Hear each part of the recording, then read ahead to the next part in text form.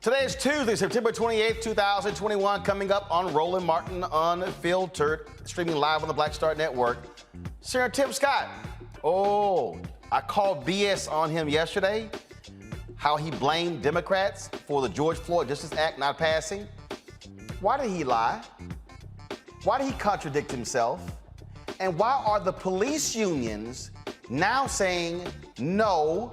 Democrats did not want to defund the police. Ooh, I cannot wait to break it down for you. An arbitrator rules against Donald Trump in the non-disclosure agreement dispute with Omarosa Newman. She'll join us to discuss her big win over the loser, Donald Trump. On trial for wire fraud, theft, and embezzlement, a Tennessee state senator is fighting back. She's already acquitted on 15 to 20 charges.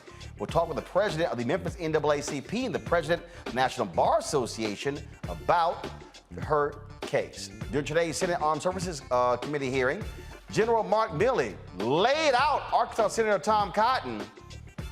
That ain't really hard to do because Tom Cotton is a white nationalist.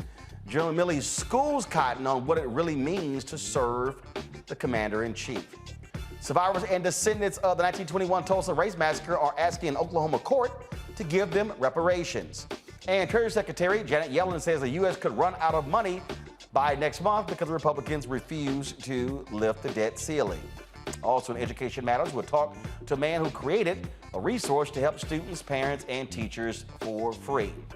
And today's craziest white person doesn't have a job because he refused to deliver FedEx packages to people who supported President Joe Biden, Vice President Kamala Harris, or even Black Lives Matter. Folks, it is time to bring the funk on Roland Martin Unfiltered, streaming live on the Black Star Network. Let's go. He's got it. Whatever the biz, he's on it. Whatever it is, he's got the scoop, the fact, the find. And when it breaks, he's right on time and it's rolling. Best believe he's knowing. Putting it down from sports to news to politics. With entertainment just for kicks, he's rolling. It's on go, roll, y'all. It's Roland Martin, yeah. Rolling with Roland now. He's funk, he's fresh, he's real, the best, you know he's Roland Martin now.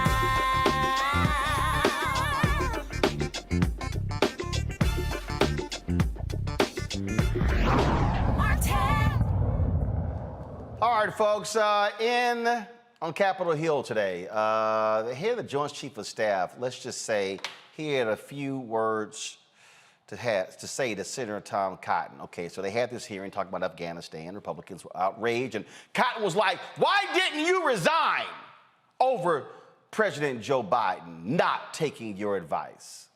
This is how Milley responded. General Milley, I can only conclude that your advice about staying in Afghanistan was rejected. I'm shocked to learn that your advice wasn't sought until August 25th on staying past the August 31 deadline. I understand that you're the principal military advisor, that you advise, you don't decide, the president decides. But if all this is true, General Milley, why haven't you resigned? Senator, as a senior military officer, resigning is a really serious thing. It's a political act if I'm resigning in protest. My job is to provide advice. My statutory responsibility is to provide legal advice or best military advice to the president, and that's my legal requirement. That's what the law is. The president doesn't have to agree with that advice. He doesn't have to make those decisions just because we're generals. And it would be an incredible act of political defiance for a commissioned officer to just resign because my advice is not taken. This country doesn't want generals figuring out what orders we are going to accept and do or not. That's not our job. The principle of civilian control of the military is absolute. It's critical to this republic. In addition to that, just from a personal standpoint, you know, my dad didn't get a choice to resign at Iwo Jima. And those kids that are at Abbey Gate, they don't get a choice to resign. And I'm not going to turn my back on them. I'm not going to resign. They can't resign, so I'm not going to resign. There's no way. If the orders are illegal, we're in a different place. But if the orders are legal from civilian authority, I intend to carry them out. Oh! See, that's what happens when you have leaders. Teresa Lundy is principal founder of TML Communications. Dr. Mustafa Santiago Ali, former senior advisor for the environmental justice at the EPA, will be joined later by Amisha Cross. Mustafa, it's so hilarious to listen to these Republicans. Why didn't you resign? It's like, dude, really? Really? I mean, other presidents have made calls where the generals disagreed. This whole notion that, whatever the generals say, let's do, that's how we screwed up Vietnam. Well, General Milley is a G, and I mean that in every sense of the word. He understands what honor is. He understands what respect is. He also understands his oath. And many seem to be lacking on Capitol Hill in understanding their oath. So to see a man who stands up, who understands that he may be under fire, that the president may disagree with his recommendations, that he's still going to continue to stay in there. He's going to make sure that he's supporting his troops. He's going to make sure that he supports his country, is what you expect out of a general, especially one that is not allowing politics to actually dissuade him or lead him in a different direction. So, I have a lot of respect for General Milley. I know it's not an easy position that he's in, and he's going to make mistakes like everyone else, but you have to give it up to a person who stands on their principle and is willing to stand in the fray. It really is hilarious to watch Republicans repeatedly, Teresa, try this little silly game of how dare you disagree with the generals. When the fact of the matter is we elect a president to be the commander-in-chief. That's what it's all about. And Republicans are real good at then, when they disagree with an action, then all of a sudden, how dare you? It's very interesting because Republicans' talking points is all about following the Constitution, following the laws of the land. But when it is in the reverse, you always seem to hear the you're not on the right track, or it's not a part of the agenda. So not only is it funny, I find it, kind of disheartening, just even as an American, as we pay yard tax dollars into the system, because if we're not listening to the right stance of government as it relates to some of these foreign issues, then I think we're in a very difficult place. So Republicans will continue to allow themselves to act like they are the know-alls of situations versus trying to actually figure out a plan of action so we can get to a better place. Yeah, it is repeatedly. It's just repeated.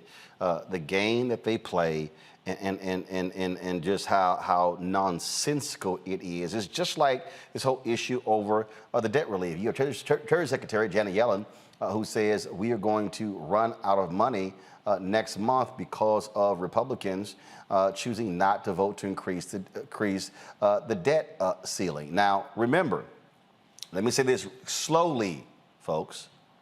During the presidency of Donald Trump, Republicans added $8 billion to the, no, I'm sorry, $8 trillion to the federal deficit. 8 trillion.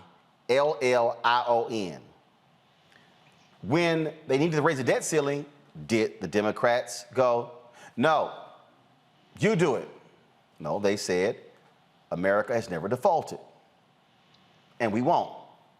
But now Mitch McConnell is saying, hell no. Y'all want to raise it? Do it without us. This is what Chuck Schumer said. Republicans really want to see the debt ceiling raised without providing a single vote. I'm prepared to hold that vote. Leader McConnell today acknowledged addressing the debt limit is an urgent matter, but it's his party that's standing in the way of a quick resolution. This could get done today. Same thing, Teresa. And this is what I keep saying to Democrats. Y'all trying to play by the rules. They ain't playing by rules. They playing hardball. And so if you don't respond in kind, you're going to get rolled. And that's exactly what we're seeing here. I think if we had came with a stronger position, and really started to put the agenda and allocated the funds where they needed to go, and when we had power, we should do it. I don't see what the holdback is, but I'm sure there's a lot of, areas that we are not seeing. But I think overall, the goal was to make sure that we do not default. The goal is to make sure that the budget allocation is right and it's fitted for our country. Because again, when Donald Trump was in office, there was no scale to how much the country was spending. And now that he's out, it's almost like it's going to Biden's administration. So I think they never really got their hands around it. And of course, the time is really running out here in order for a decision to be made. And here's the whole piece. So, all right, now, Democrats, you got 50 votes. Take a vote. And if Manchin and Sinema or somebody else chooses not to vote, guess what? Blame them. That's exactly right. It's amazing. We voted for many Democrats because we believed in what Joe Biden's vision was for the country. And to have, a couple of folks, we might as well just call their names out, Senator Sinema and Senator Manchin, to not get on board and do the right things, which actually helps to protect our country in so many different ways. It sends a very clear sign about where their allegiances may actually lie. If you allow the country to default, I want everybody to just think about how you maybe over time have taken a hit to your credit and how it cost you more for everything in your life because of your credit being impacted. It's the same thing for countries. If you default, then that means that you are going to have a lower credit rating, and then you are going to end up paying more for everything. And then it also does a number of different other things on the international scale as well, where folks can no longer trust your currency, and folks can no longer trust many of the things that you're saying. So there are all these ripple effects that Republicans understand very well. And they understand they didn't want that to happen under Donald Trump, and that's the reason that they gave him a blank check for everything that he introduced. And it's also the reason why they are trying to, as I often say, hit Biden with 1,000 cuts to weaken him, because he has an economy right now that's moving along. So they've got to figure out a way to get something to be able to talk about in the midterms that will resonate with everyday hardworking people, and that means you got to impact the economy. So here's the deal. Government funding expires on Thursday. And what I keep saying to people is we see the game that they're going to play. This is what they do. And so you got the 50 votes. Use them. See, this is where, I'm sorry, where you're Manchin or Sinema, y'all keep talking about bipartisanship. If these punk-ass Republicans won't even vote to increase the debt ceiling, they were never going to vote for the George Floyd Justice Act. You're never going to find 10 Republicans to support the For the People Act. They don't exist. It is a phantom notion that you can find 10 Republicans to go along with one of those measures. Yeah, people are still playing politics up there, and they're really not thinking strategically. Roland, you've been saying it from the beginning that, if the votes are there, then we should use them. And if the votes aren't there, it's almost like we're beating the horn, continuously with no response. So, we don't want the government to run out of money. But again, we have to use the power that we have as Democrats and those that we voted into office. We expect them to do the right thing, especially as it relates to our country. All right, folks, let's talk about doing the right thing. Donald Trump, we all know he lost, even though he refuses to accept that he got his ass whooped. Well, guess what? When you get checked out of public housing like he did, that means you lost. No, you didn't win. And he keeps losing. They lost in court numerous times when it came to, again, his lying claims about him winning the election and it being rigged. It wasn't. It was a lie. It was a big-ass lie. Now he loses again. Now remember all the names that he called his former aide, Omarosa Newman? Well, this whole issue about this non-disclosure agreement. So he required all of the people working on this campaign to sign NDAs. The fool even had the people in the White House sign NDAs. Y'all, they're taxpayer funded. You can't do that. So they went to arbitration.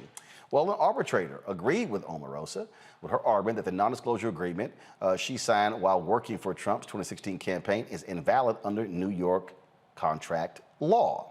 Now, he sued her after she released her 2018 book, Unhinged, an insider's account of the Trump White House. Well, she joins us right now from Jacksonville, Florida. Omarosa, glad to have you here. In addition to winning, the campaign has to pay your legal fees? Yes, they do.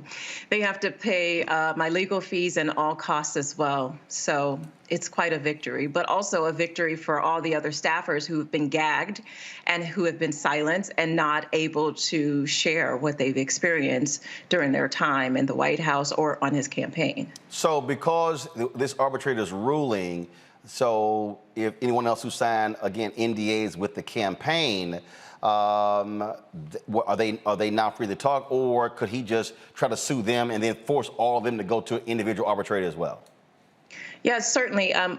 Because of this decision, which is a bit groundbreaking, it basically throws out his NDA as it relates to the campaign as well as to the White House. As you said, it's unprecedented that he had White House staffers sign NDAs, but particularly with these NDAs that he's used the same template, by the way, for years. And the arbitrator said it was just too ambiguous and too vague, and he threw it out. So anyone else who finds himself being sued by Donald Trump, like I have, will be face-to-face with him. And he has already taken an L in this area, and they probably would be victorious.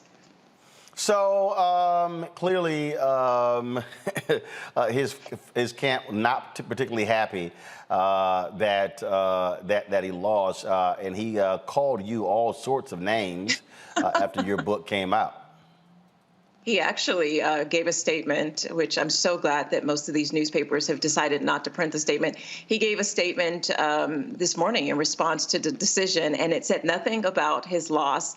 He only attacked me and my character and wished me great failure in my life forever. It was just bizarre. And I'm just grateful that he doesn't have Twitter, because I'm sure he would have continued with the insults and the name calling. Oh, I didn't even realize the idiot sent out a statement. He did. And so let's see here. Let's see here. The only publication that printed it was The Hill. And so, well, first of all, let's just be clear. The Hill is a the Hill is a right-wing outlet. Yes. That's what they are. And the guy who owned it, he was trying to do deals with them. So let's just be real clear in terms of what they are. They are indeed in Oregon. And you're right. I mean, he's pissed off that he doesn't have Twitter to attack people, and then the press breathlessly reports everything that he says, aiding and abetting whatever he wants to do. Well, I think the biggest, injury to his followers is this was the campaign that sued me. So all of those individuals giving donations to Donald Trump and going out to his rally and buying all of his items to support his funding, the money to reimburse my attorney for my legal fees and all my costs, which is well into the 7 figures, are going to come from those low-dollar donors who have supported Donald Trump. And he continues this grift. He continues to take from these followers, acting as if he's going to support them or try to improve their lives. Instead, he's just utilizing it to fund all of these frivolous lawsuits. And so the sad part is all of that money that he's about to pay me is coming from his supporters and from donors who've tried to, further his political career. And that's really what that whole thing, a grift, is. And they're just funding his sheer stupidity. And I said it, and I don't care. If you're a MAGA person giving money to Donald Trump, you're stupid as well, because this dude is playing you like he played folks from day one. Yes, but I have one more lawsuit left. Donald Trump utilized the Justice Department to go after me in another unprecedented lawsuit. So I'm still facing legal situation with him. He decided to sue me for a document that I attempted to file. Of course, he blocked me from filing and then sued me. And under this particular act, only 2 people in the history of the act in 20 years have been brought up, and the largest fee that they've ever seen has been about $1,500. Donald Trump has asked that they fine me $60,000 for a late form, essentially, which would equate to about a $25 fine. But again, he is utilizing the government to go after his political rivals. And so hopefully very soon, the Justice Department will make a ruling about that frivolous lawsuit as well. And obviously, what is amazing is that what he did in that case, just sheer silence from Republicans who clearly had no problem with him using the authority of the Justice Department to attack people he didn't like. Yeah, you know, there's so many lawsuits that he filed while president, and he asked the AG at that time to go after all of the individuals who decided to speak out, to shine some light on the wrongdoing, who decided to be a whistleblower. And so, yes, he used Justice Department attorneys, he used Justice Department resources, and it's unprecedented. So I'm expecting that that decision will come in the next couple of months. And then once that's done, I can focus on my future, focus on law school, and continue the work that I'm doing here in Jacksonville. So do you, so I'll ask you the last question here. Obviously, he's holding his rallies. Do you think that he definitely plans on running in 2024? Well, that's if his health holds up. I mean, Donald Trump has had problems with his health for years. He, even in the White House, hid, some of the heart conditions that he had and heart issues. The doctors never told the truth about those issues. And I think that the stress and the strain of being on a political campaign, on a presidential campaign, can really wear on him. I think he desires to, but I don't know that he has the health or even the mental agility to do it again. And Roland, I just want to quickly shout out my legal team was made up of 4 people, 3 of which were African Americans. So Joey Jackson, who I know you know, Jay Wendell Gordon, and Erica Jackson, who is also a Southern University graduate, HBCU grad, and then of course John Phillips out of Jacksonville. So I had a great team, but predominantly African American teams that defeated Donald Trump in this arbitration. All right, Omarosa, we appreciate it. Thanks a lot. Thanks, Roland. Bye-bye. All right, take care. Let's bring in my panel here. Amisha Cross joins us right now, Teresa Lundy and Mustafa Santiago Ali. Amisha, there's nothing better than seeing Donald Trump keep taking L's. I absolutely agree, Roland. I think that there was an assumption, at least from Trump camp, that once he left presidential office, a lot of his wrongdoings and misgivings would be swept under the rug, that he had beaten a lot of the things that he was accused of. And thus far, we're just not seeing that happen. It gets deeper and deeper every single day. He's not able to run away from the tragic misgivings and the idea that he was going to steal the election, the workings he did around that, the illegal things that he did at the head of the Trump organization. There's so much when it comes to chickens coming home to roost for Donald Trump that this is just the beginning of what I think will be a very long process of unraveling for the former president. You know, it's the loss after loss after loss. And the thing that's a trip, Mustafa, he's always threatening. He threatens everybody, and it's kind of like, dude, you're a loser. You're a loser. You can call Joe Biden sleepy all day. He campaigned from his basement. He must have whooped your ass from his basement. Yeah, it's amazing. Donald Trump is like an old journeyman boxer who just keeps getting hit in the head and in the gut and keeps wanting to go forward, thinking that one day he could be champ. Well, you can't be champ when you keep getting all these L's. I'm sorry, this is not a Rocky movie. And, you know, Donald Trump is used to being a bully. He's used to beating up on people who he thinks doesn't have power. And because he thinks they don't have power, he uses those NDAs and other legal sort of ways of kind of jacking people up. But, you know, time is up. You know, you no longer can do that type of stuff. So whether it's New York State coming for you or the feds coming for you or a number of other bad business deals where people are now coming for you, you know, you're going to keep taking L's. So you should just go ahead and sit down and fade off into the sunset Because if you keep trying to get back up, folks gonna keep knocking you down. This is why, Teresa, as Mustafa said, when you're dealing with a bully, you punch a bully in the face.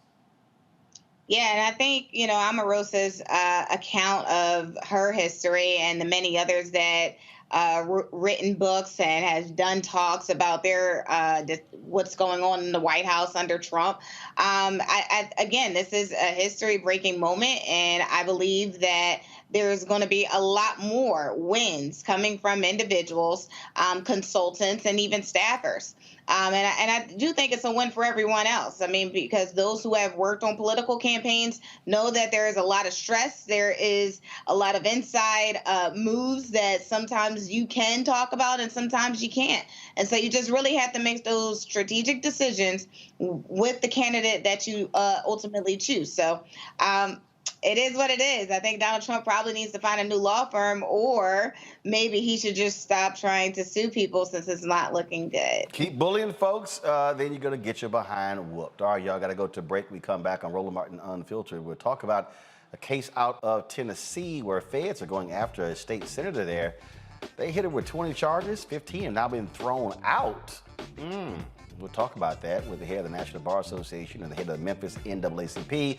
Also, Senator Tim Scott, he was quite busy on the Sunday shows, blasting Democrats for walking away from the table and not negotiating fairly and trying to defund the police. So why are two major police unions saying that's a lie? And also, y'all remember what I told y'all yesterday when Tim Scott was making a point about how Democrats wanted to withhold funds, so therefore he called that defund the police. Why did he say the exact same thing a year ago?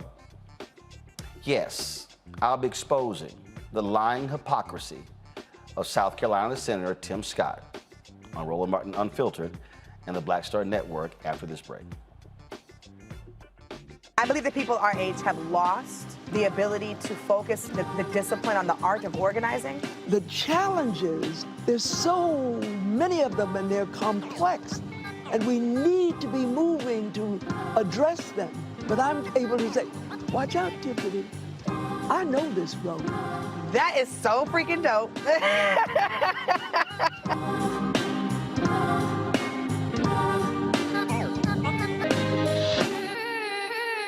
Time to be smart.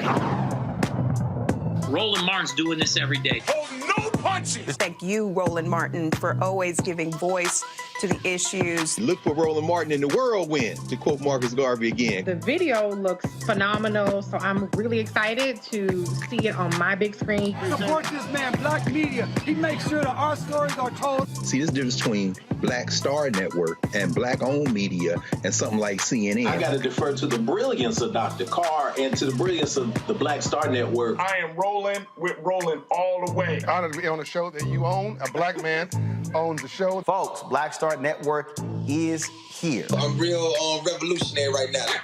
Roland was amazing on there. Stay black. I love y'all. I can't commend you enough about this platform that you've created for us to be able to share who we are, what we're doing in the world, and the impact that we're having. Let's be smart. Bring your eyeballs home. You can't be Black-owned media and be scared. You dig?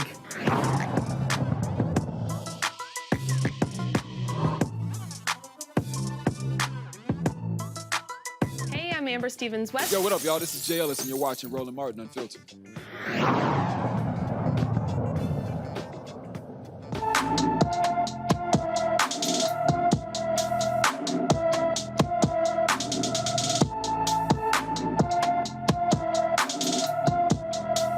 The show to be the one who is black and missing today is a sister from my hometown of Houston, Texas. 37-year-old Ashley Guillory was last seen in Houston on September 4, 2021. The mother of three was driving a black 2004 Toyota Camry, four-door sedan with unknown paper temporary plates. It was unknown what color, type, or style of clothing she was wearing. If you have seen Ashley Guillory, since her reported disappearance, please, or you don't know about her whereabouts, or any information concerning her disappearance, please call the Houston Police Department at 832-394-1840, 832-394-1840, or call Texas EquuSearch at 281-309-9500, 281-309-9500. All right, folks, let's talk about the story that's out of the state of Tennessee. A state senator there was hit with 20 federal charges regarding the use of funds for nonprofit. 20 charges. Well, the trial is still ongoing, but the judge has already thrown out 15 of the 20 charges against State Senator Katrina Robinson. She's accused of using $600,000 in federal funds granted to her health care school for personal expenses. Robinson's attorneys argued that the prosecutor's financial analysis of her documents was flawed. She is still on trial, as I said, for the remaining 5 charges. Van Turner, attorney for the president of the Memphis NAACP, joins us from Memphis, and also Judge Carlos Moore, president of the National Bar Association, joins us as well. Glad to have you both. I'll start with you, Van. You are, of course, again, with the NAACP there, an attorney as well. And so, does not bode well for federal authorities when the judge throws out nearly the entire case, 15 of the 20 charges, before it's even done. Yeah, I would agree. And so a large part of, as you stated, the claims have been thrown out.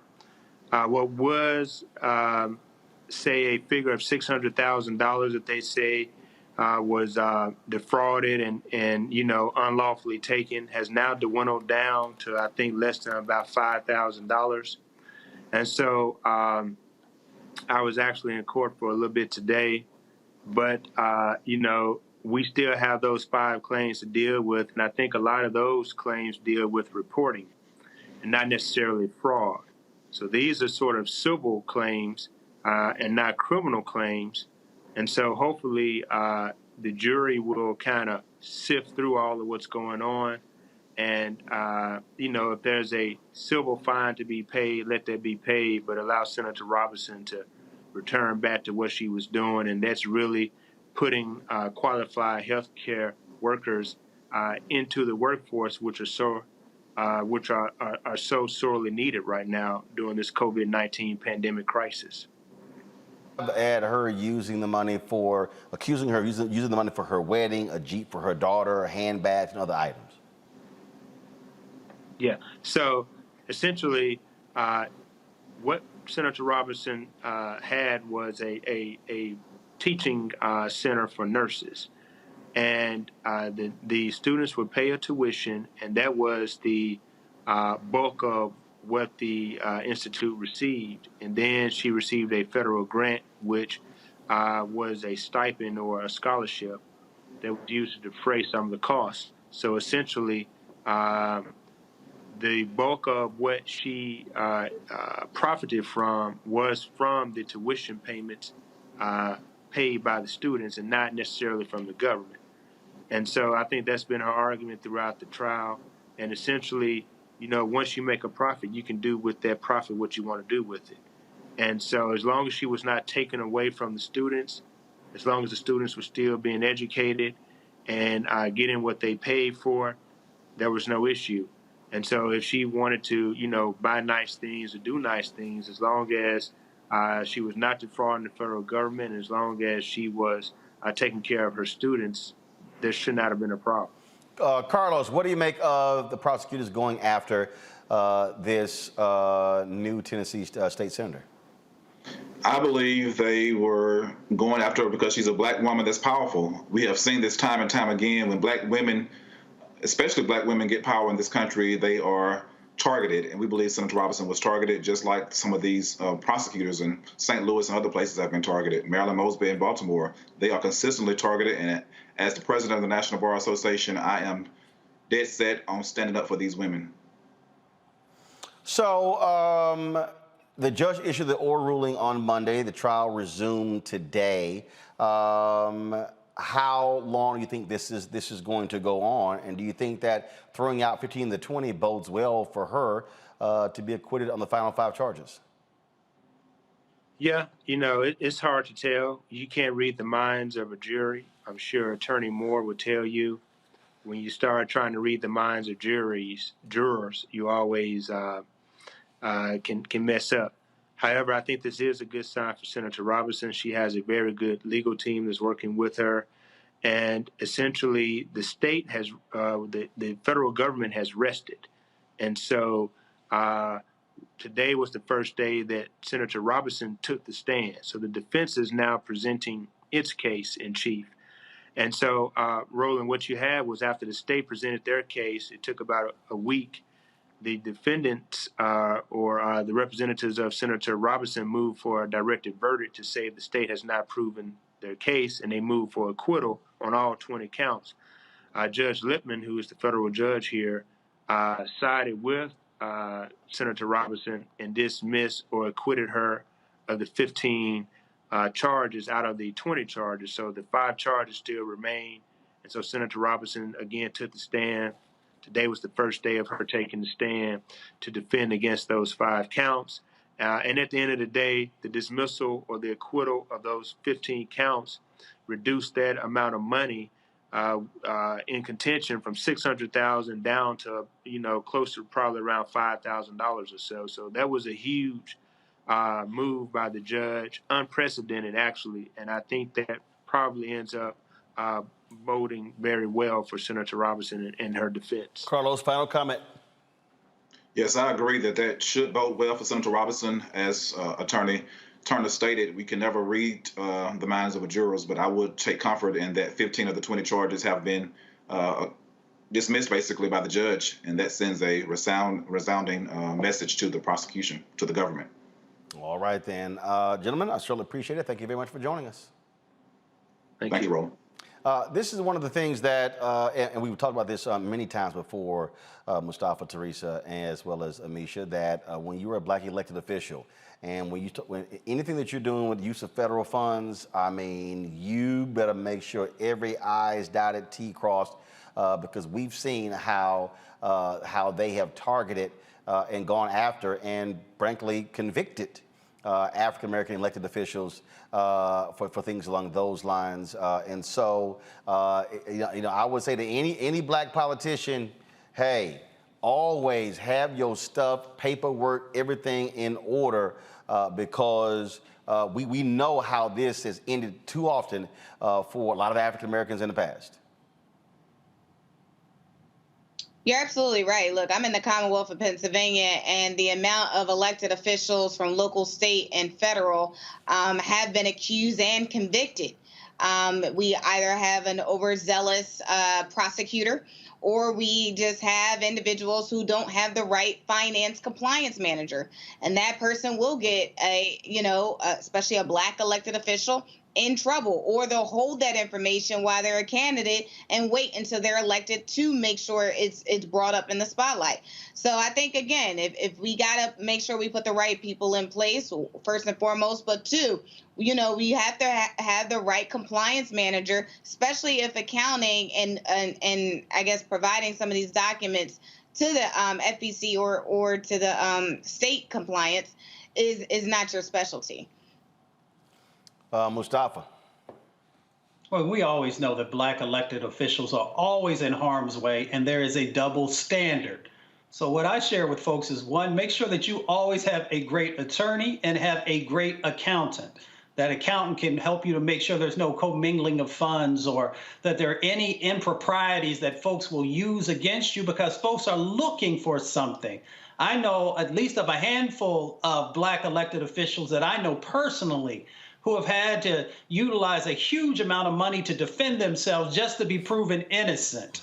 Now, let's also just couch that by pointing out that there are folks on Capitol Hill right now who actually made huge amounts of money because of their insider trading knowledge, around COVID-19 and their sets of investments that still haven't been brought to justice. But of course, we know when you have a darker hue, if that situation had gone on, it would be a different situation. And we know that many of our brothers and sisters who are in office are in the crosshairs because there are those who don't want them to have the power to be able to do the right thing. So you got to keep your game tight. And so we're certainly waiting to see what happens in this case. But again, when you're dealing with these U.S. attorneys, and someone should be asking questions of this prosecutor, Amisha. You take someone to court, 20 charges, and hell, they throw out 15 of the 20 before the trial is even over? See, he got what, and I think the party got what they wanted out of this. It was used to taint the waters, to throw sharks in the water, because at the end of the day, we have an elected official who is doing what the majority of the state of Tennessee is not. We have to remember that Tennessee, with the substitution of Nashville and Memphis, is by and large a very red state. So when you have a representative who is out there doing what she needs to do, trying to get people the healthcare access that they deserve, trying to ensure that those who need the COVID-19 vaccine the most, those who look like you, I, and everyone on this panel are going to get that level of access, training and ensuring that funding goes to nurses and this new wave of healthcare officials that represent the communities they serve. That's not necessarily something that the Tennessee General Assembly or the governor of Tennessee actually wants to see happen. So they're doing this to basically throw the sharks in the water, raise a level of ire about this woman, to diminish her in the role that she's doing and the good work that she's doing on the ground. They came at her knowing that much of this was much ado about nothing, but it doesn't matter once you've already created this aura about an elected official who just happens to be a Black woman, a newly elected official, and the fact that they are consistently saying that she is using money illegally to benefit and profit herself. That's what they ran through the tabloids across Tennessee. That's what they ran in the Tennessean, the newspaper of the state of Tennessee, the newspaper out of Nashville. That's what they ran in several publications across the state and on major media across the state as well. This has been in the water for a long time. They got what they wanted out of it. It wasn't necessarily fully about prosecution as much as it was diminishing her and ensuring that it would be a tough road to hoe when it came to her having a name that was clean. All right, then. All right, folks, going to break. When we come back, Senator Tim Scott. Yeah, he's been talking to everybody, blasting Democrats, making it sound like that he was, just all on the up and up when it came to George Floyd Justice Act. He was lying. We discussed it last night. Part 2 tonight, next. Roland Martin Unfiltered. Before we go, be sure to join our Bring the Funk fan club. Here's the information to give.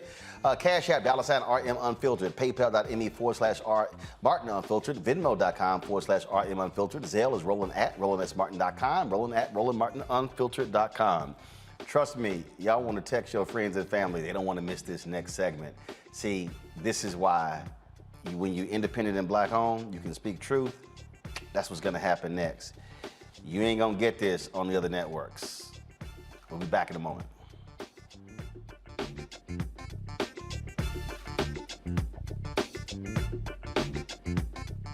White supremacy ain't just about hurting Black folk. Right. You got to deal with it. It's injustice. It's wrong. I do feel like in this generation, we've got to do more around being intentional in resolving conflict. You and I haven't always agreed. Yeah. But we agree on the big piece. Yeah. Our conflict is not about destruction. Conflict's gonna happen.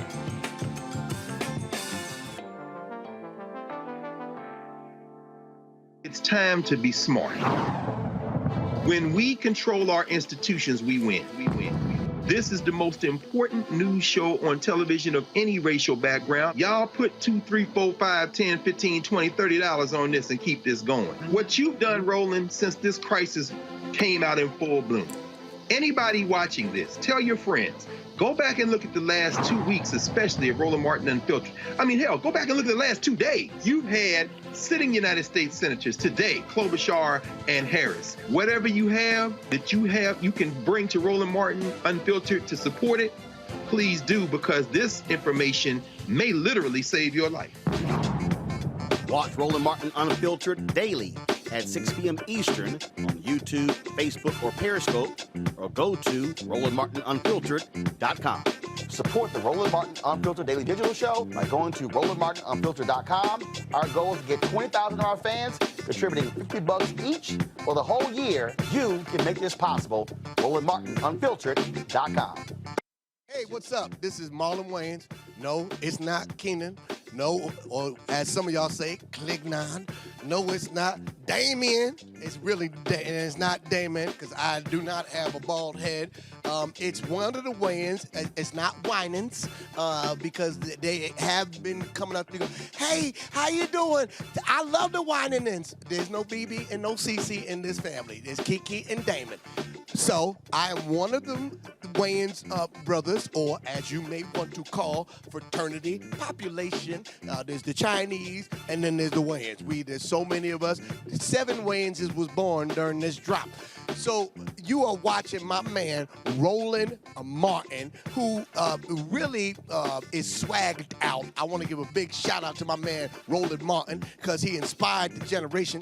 He's the one that got Al Sharpton in the gym doing selfies. He got, and Reverend Al was like, oh, I see Roland trying to look like he got a little two-pack. I'm going to get him one better. He's the one that got Al doing the one-handed almost push-up on the desk. So Roland Martin is the inspiration behind that. So be sure to tune in and watch. Roland Martin, Unfiltered.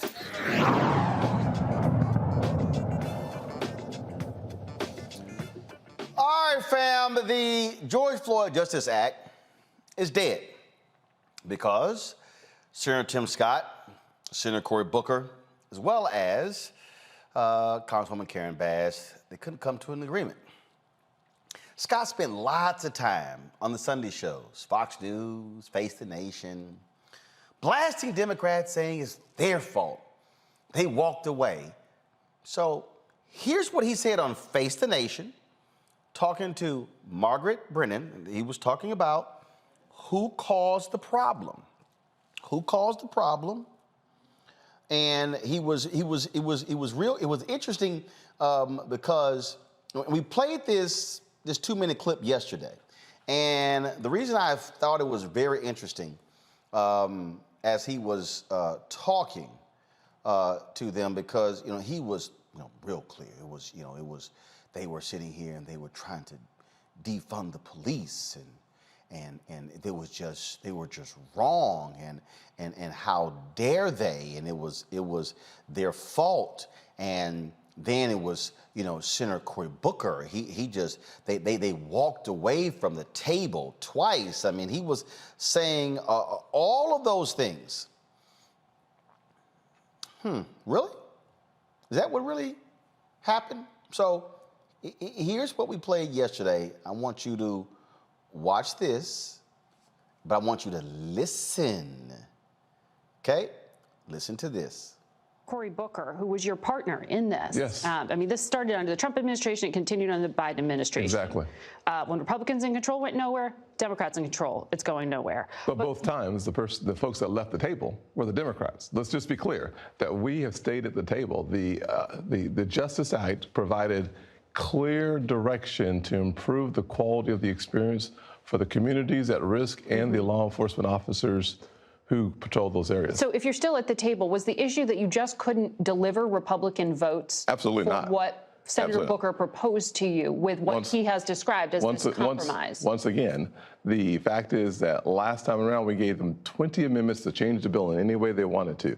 This time we said simply this: I am not going to participate in reducing funding for the police after we saw major city after major city defund the police. Many provisions in this bill that he wanted me to agree to limited or reduced funding for the police.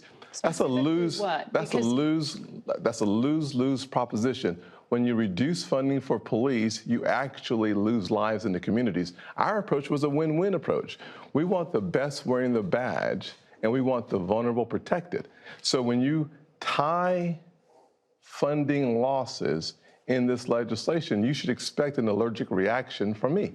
But they would say, and Senator Booker's team has said publicly in interviews he's done, that there wasn't a net loss of funding. In fact, there was funding being increased in terms of increased mental health funding specifically, that there were specific programs for recruitment and training funding increases, body-worn camera funding increases, data collection. Yes, so that's not cutting funding. It's might be allocating it in different ways. Actually, here's what we know. We have about $1 billion in grant money that goes to police.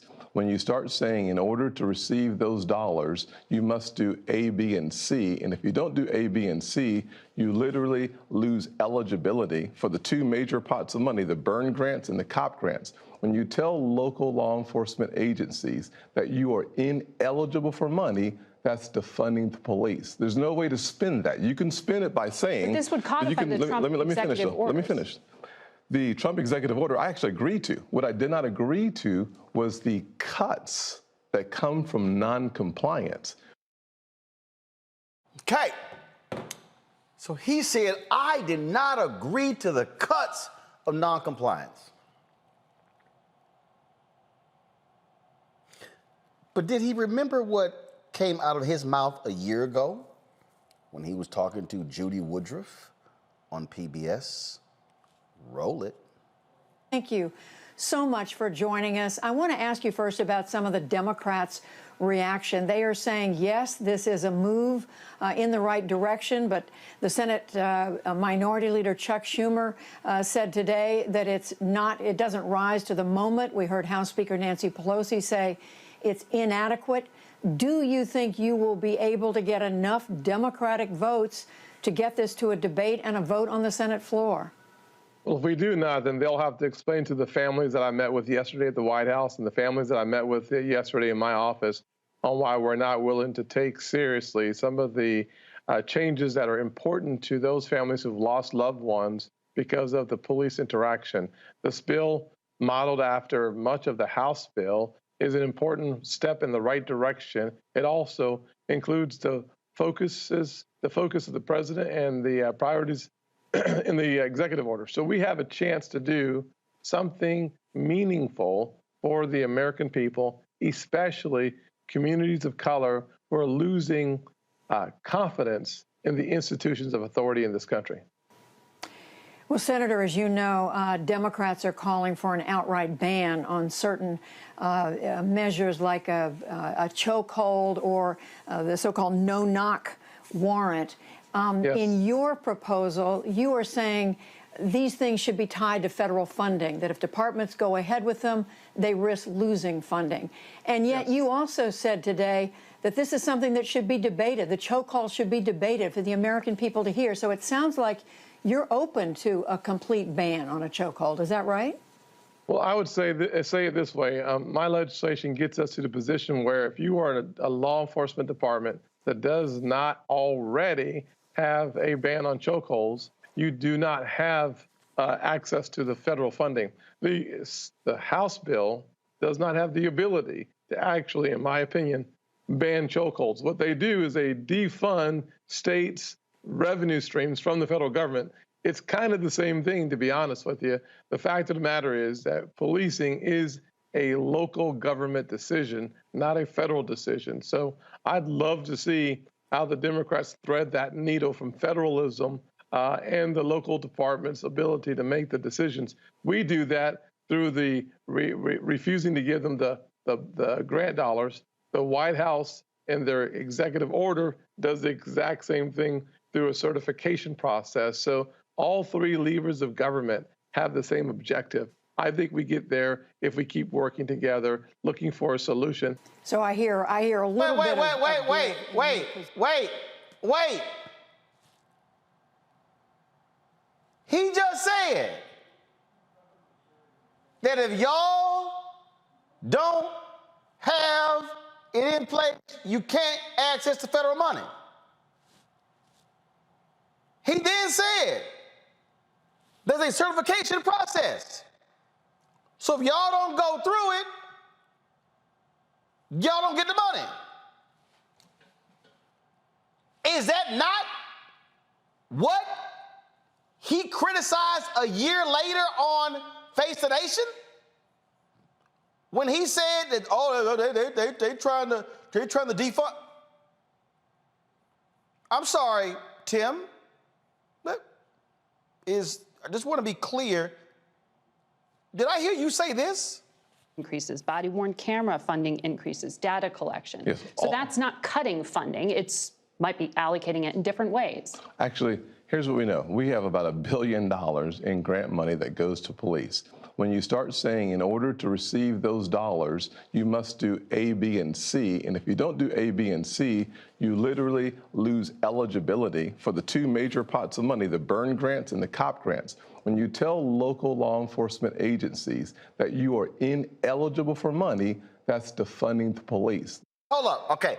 I need y'all to roll that clip from Judy Woodruff back about 45 seconds.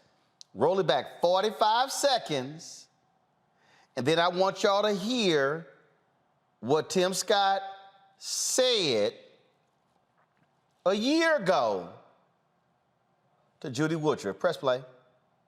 Is a defund states' revenue streams from the federal government. It's kind of the same thing, to be honest with you. The fact of the matter is that policing is a local government decision, not a federal decision. So Democrats thread that new federal funding, enforcement department that does not. Debated. The choke call should be debated for the American people to hear. So it's guys, put it on pause. Go back 30, 45 seconds. See, folks, this is what happens when you forget your last lie and then you go on TV with a new lie. He literally said to Judy Woodruff that if you do not do these things that we stipulate by the federal government, you're not going to have access to the money. He literally said in the Trump executive order, there is a certification process. Y'all, a certification process means if you're not certified, you don't get the money. Press play. And yet you also said today that this is something that should be debated. The choke call should be debated for the American people to hear. So it sounds like you're open to a complete ban on a chokehold. Is that right? Well, I would say it this way. My legislation gets us to the position where if you are a law enforcement department that does not already have a ban on chokeholds, you do not have access to the federal funding. Stop, pause. So you do not have a policy already banning chokeholds, you can't get the money. That's the same thing he criticized. Press play. Does not have the ability to actually, in my opinion, ban chokeholds. What they do is they defund states' revenue streams from the federal government.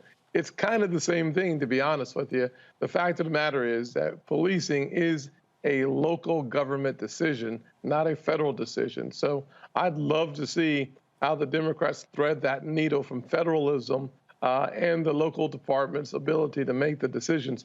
We do that through the refusing to give them the grant dollars. The White House, in their executive order, does the exact same thing. Stop! We do that by refusing to give them the grant dollars. Is that not defund? He then says the Trump White House does the same thing with their executive order. The executive order he helped write, that he supported. Press play. Certification process. So all three levers of government have the same objective. I think we get there if we keep working together, looking for a solution. So I hear a little bit of give in your position, but let me also ask you about this concept, legal concept, qualified immunity. Stop. See, now, see, again, this is what happens when you lie. Today, this statement came out. Largest U.S. police group appears to counter Senator Tim Scott's argument that Democrats sought to defund police in reform negotiations. Two prominent police organizations, the International Association of Chiefs of Police and the Fraternal Order of Police, appeared to push back against Scott's argument in a statement Tuesday. Though the senator's name was not mentioned, quote, despite some media reports, at no point did any legislative draft propose, quote, defunding the police.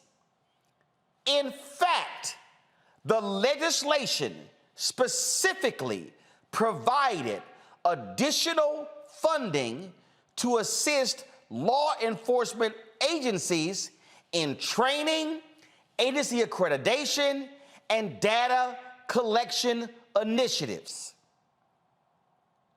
These provisions would have helped strengthen law enforcement, improve community police engagement, quote, without compromising management and officers' rights, authorities, and legal protections. This, y'all, is the statement right here. I'm going to pull it up. This is the actual statement right here. Right here. So here's what happened. Scott said, well, you need to get the unions on. Booker said, cool. Booker went to these two unions, got the deal. All of us came back, brought it back to Scott, said, they on. Then all of a sudden, the deal got leaked. Then the other unions start yelling and screaming, scuttle the whole deal. See, Scott's been disingenuous. He's lying. At no point did Scott say that the unions were on board. So he goes on Face the Nation, he goes on Fox News, blasting Democrats, saying, oh, they want to defund the police. Here you have two police unions, Fraternal Order Police. We ain't no friends with FOP. Admitting that's a lie. So who will you believe? Y'all also notice Tim Scott would not say specifically, this is what I need in the bill. You know why? Because we had Congresswoman Karen Bass on the show on Thursday. I've talked with others on Capitol Hill. Scott kept moving the goalposts. Scott wouldn't commit. Well, no, I'm gonna need that. Well, no, I'm gonna need that. Well, no, I'm gonna need that. Scott would not even, listen to the Face the Nation, he would not even commit to what was in the Trump executive order. And y'all, he helped support it. This is why he cannot be trusted on this issue. Senator Tim Scott is lying. Either the Democrats wanted to defund the police or the unions are lying. Senator Tim Scott, which one is it? Are you lying or are the unions lying? I'm reading their statement. He won't answer their statement. Because, see, y'all got to understand, the moment the lie is told, remember, the lie moves around the world faster than truth. So he goes on the shows on Sunday. News Cycle Sunday, News Cycle Monday. They dropped their new statement today. Old news now. The lie was effective. The lie was cemented. He did the interview on Saturday. They released a portion of it on Saturday to gin up attention to watch it on Sunday. That's what he did. So y'all also notice, Senator Tim Scott, why don't you sit down with Senator Cory Booker and do a dual interview? And let's go over what you supported and what you didn't support. Let's go over what deals were brought back to you and deals that you rejected. See, that's what really happened here. He's not going to come on this show because he's going to have to answer these questions. He's going to have to answer not until dancing around these little cute little phrases. He's going to have to answer, no. What specifically did you ask for that the Democrats said no? There were 5 major issues in this bill. 3 of them, the top 3, chokeholds, no-knock warrants, databases. Senator Scott, didn't you support databases in your bill last year? So, no databases this time? Teresa, Abisha, Mustafa, see, this is what happens when you start unpacking stuff, when you start busting folk who lie. When you start saying, but you said this, now there is no, it is a 180-degree difference of what Tim Scott said last year to Judy Woodruff on PBS to what he said to Margaret Brennan on Face the Nation on Sunday.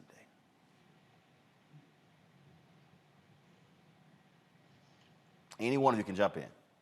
No, you're right, Roland. I think that we also have to remember that something else happened between last year and that Julie Woodruff interview and what happened over this past weekend. What we saw was a great mass of people who were marching, protesting, those on the right as well who wanted to get some level of attention during the election cycle, understanding that voters really cared about police brutality.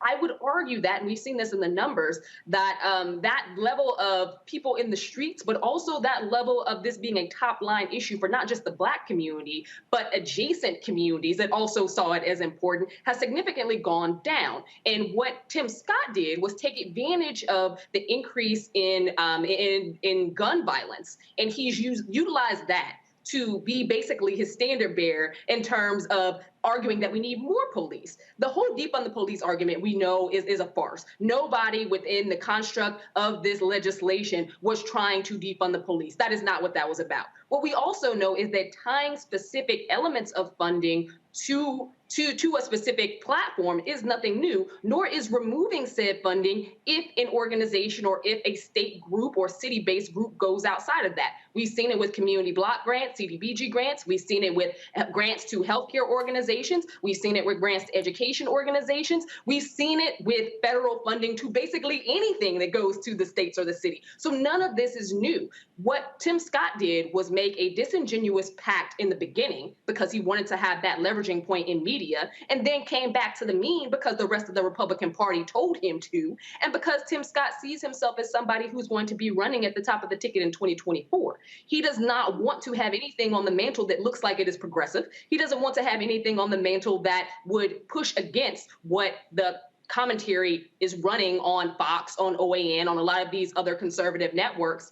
He was going to always come back, and he needed the political cover. He needed the cover that came from this push to put more officers on the street, largely brought on by the rise in gun violence, which arguably we know how to reduce that as well, and Democrats have plans for that, and Republicans consistently push against them. But this has been a long time coming for Tim Scott. I don't think he was ever genuine about it to begin with. He was just taking advantage of a moment in which this was a platform issue, and the minute that moment started to wane, he decided to push go on something that the Republicans wanted to do all along, pull the rug out from under everyone when it came to true legitimate police reforms. See, here's the thing here, Mustafa. Tim Scott has never said, this is what I needed in the bill to move forward. If you actually go back and listen to all the interviews he's given, he has never definitively said, this is what I needed. No, it was always an excuse. It was always another excuse. And so Democrats were conceding. They would go back, and it was like one thing after another. And it was sort of like, okay, what is it? Like, dude, what do you want? I am told he was specifically asked, okay, Tim, what is it that you want for us to move forward? And he could not articulate that. He was not actually trying to move forward because he know, and you know why? I think that he knows he couldn't go get another 8 votes. See, here's other people don't understand. Senator Lindsey Graham met with the George Floyd family on the anniversary of the George Floyd's death. When I interviewed the family, I had the only interview with the family on that day when they came and met us down here at Black Lives Matter Plaza. They had a meeting, and Senator Lindsey Graham said in the meeting that I'm going to help Tim move this across the finish line. We think we can get 20 to 25 votes. Tim Scott, you couldn't even get 8 other votes. And so what does he do? Mustafa blames a Democrat because he failed. He could not convince his own Republicans to support a bill that he was their lead negotiator. I mean, he's exactly right. I mean, you know, he doesn't want to get locked down and have to give specifics because he knows, like you said, the Democrats were willing to do whatever was necessary to get something passed. The country was demanding that something get passed.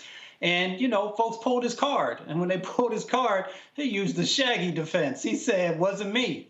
And, you know, and he keeps saying it. You know, I didn't say that. I didn't do that. And then when people run the tape, you know, the truth is revealed.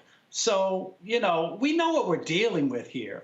Misha laid it out for you. This is about him preparing himself for the 2024 election.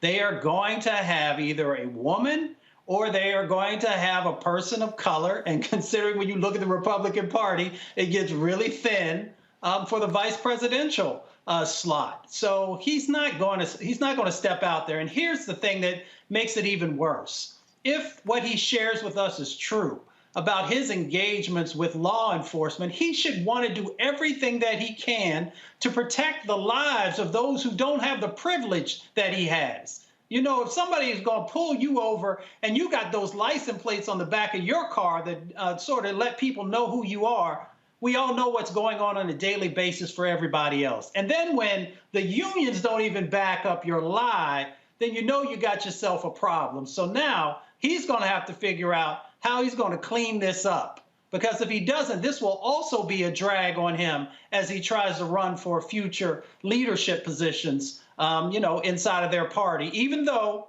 we know that Donald Trump used to be able to say and do anything and continue to reinvent the facts as he moved along, I don't think Tim Scott's going to get that same grace that they gave Donald Trump. Teresa, I broke it down last night, and as far as I'm concerned, Democrats are being too soft, too weak in going after Senator Tim Scott. If that man's going to sit there and lie, I mean, the police unions, they have completely contradicted Senator Tim Scott. Mm-hmm. I don't understand why they are not firing back and checking them left and right by saying, no, you're lying. Absolutely. I think Senator Cory Booker, you know, is our lead spokesperson on this issue as it relates to trying to get this done. And I think he can speak to some of the actions that Senator Tim Scott has delivered, which was absolutely nothing. And it's unfortunate because, again, Senator Scott has been used.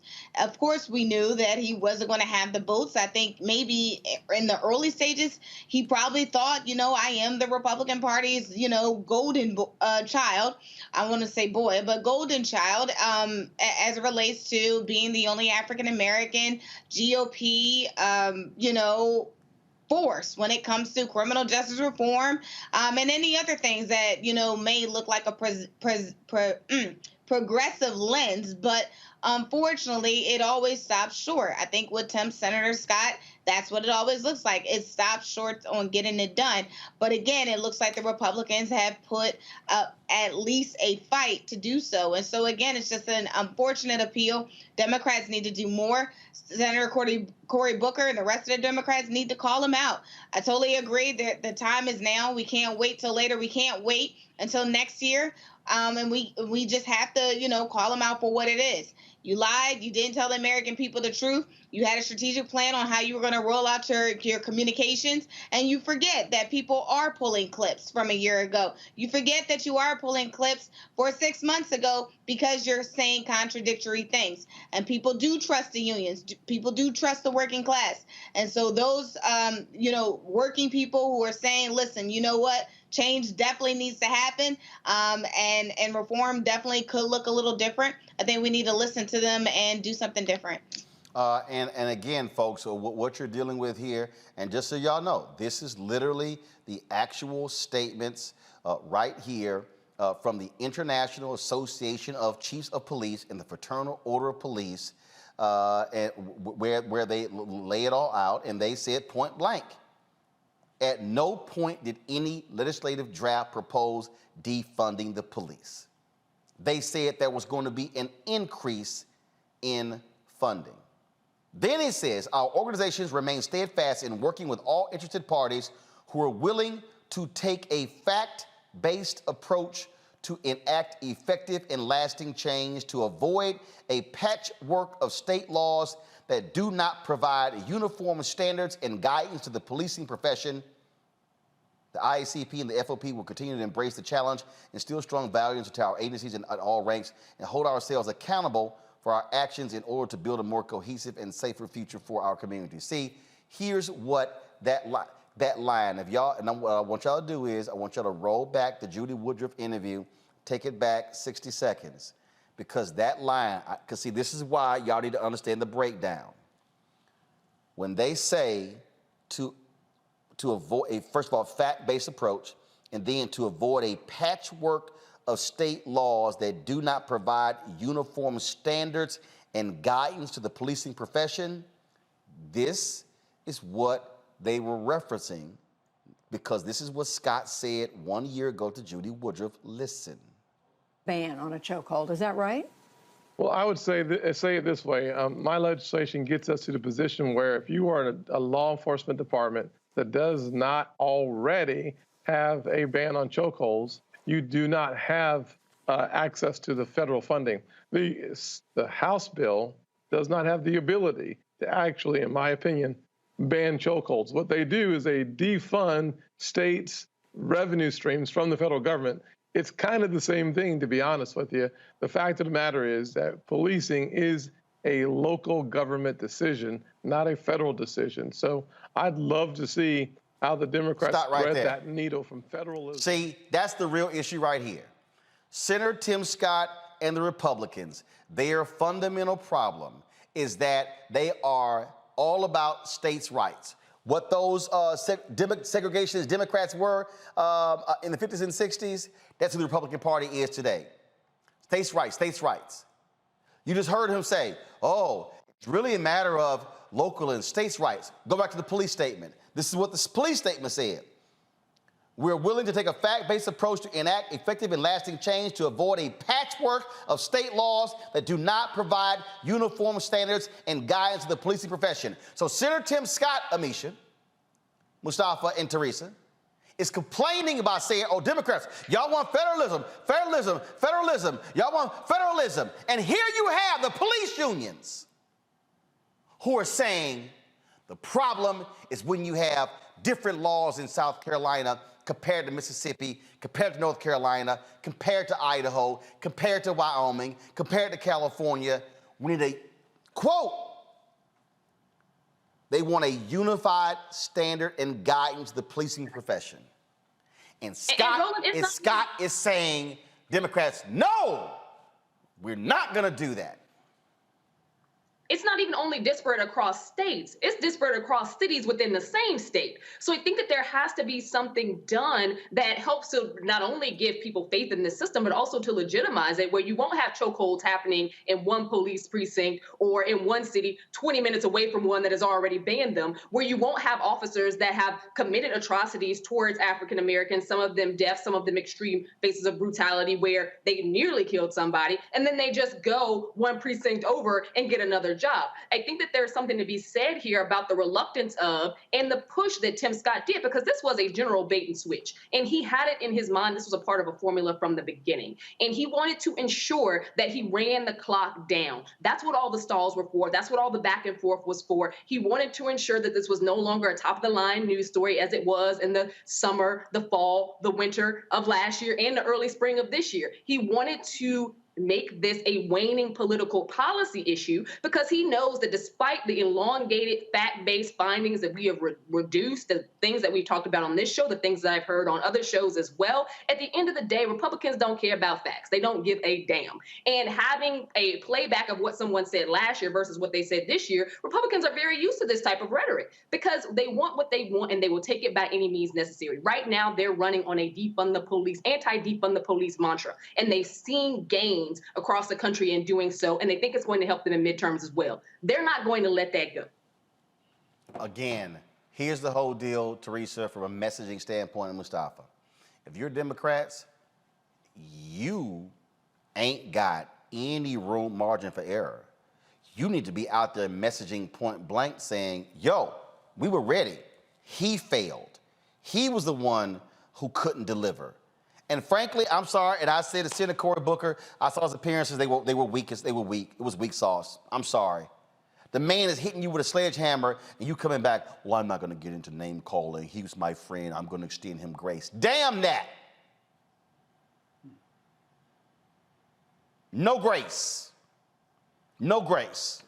You got to get right to it. Final comment, Mustafa and Teresa. Well, you can't give grace because we got people's lives that are in jeopardy by not having, the consistencies that's in place. I mean, the police, these police departments and unions know that they're going to continue to get sued. So, and all the time that I spent in the federal government, folks wanted consistency. In the states, industries wanted consistency so that they knew what the regulation was. What are the, the lines that we can operate in? And it helps folks to just be clear. So when you don't do that, now, Senator Tim Scott continues to drop the ball. I can go through a number of pieces of legislation that he's worked on where he hasn't been successful. And the things that he was able to work with others to get passed hasn't helped people. So this is just another example of failed policies and not being able to deliver on the things that you say that you can do. Well, I sent it to him. I just sent him a text message, Teresa, saying no response to what the union said, totally contradicting what you said on Face the Nation. Yeah, he ain't text me back in 4 years. I'm not expecting him to hit me back. But I already know it's still his number, and I'm going to keep sending it to him because somebody needs to be demanding the truth from him.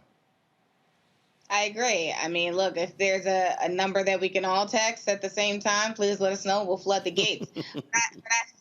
But I think there is a federal, position that needs to happen. Again, most of these police departments, I think they actually keep it localized. They don't like to change. They're very traditional, and the way they fight crime, the way they prosecute are the ways that they love to be. And of course, I think some of the unions are very sick and tired of being sued and tired of going in arbitration. And I think they are looking for the federal government to step in and do their job. So if there isn't a federal state law or federal law that is changing how police reform happens in the city, cities and states across the country, then we are going to have these continued situations where people are, doing whatever they choose to when they become one in uniform to protect and serve. All right then, folks, got to go to a break. We come back, our Education Matters segment. Don't forget, we also have Crazy as White People segment, and they broke ground today on the Obama Presidential Center. We'll show you some of that as well. All that coming up next on Roland Martin Unfiltered, streaming live on the Black Star Network. Download the app. All platforms, Apple phone, Android TV, Apple TV, Roku, Fire TV, Amazon Fire, Xbox, Smart TV, Samsung Smart TV, all those platforms. Download the Black Star Network app. We're trying to get to 20,000 downloads. We already passed 10,000. We're past 13,000. Tell a friend, let's get to 20,000. My goal is to have 50,000 downloads by December 31st. Let's make it happen. I'll be right back. Black women have always been essential. So now how are you going to pay us like that? And it's not just the salary. I mean, there are a whole number of issues that have to support us as women. Yeah. That's what we deserve. That we shouldn't have to beg anybody for that. And I think that we are trying to do our best as a generation to honor the fact that we didn't come here alone and we didn't come here by accident. I always say every generation has to define for itself what it means to move the needle forward.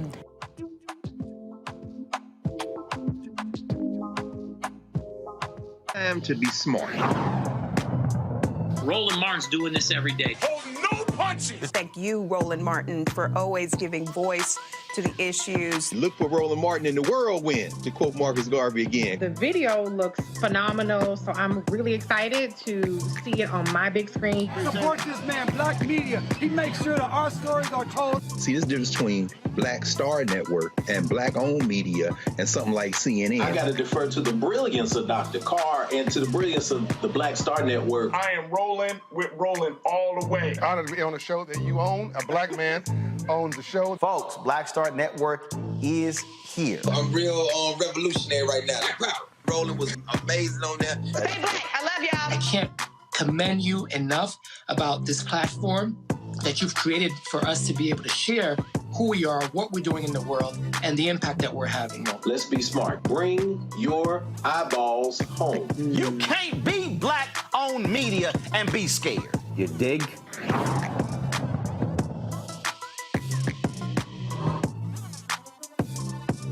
Hi, I'm El DeBarge. Hey, yo, Peace World. What's going on? It's the Love King of R&B, Raheem Devon, and you're watching Roland Martin, Unfiltered.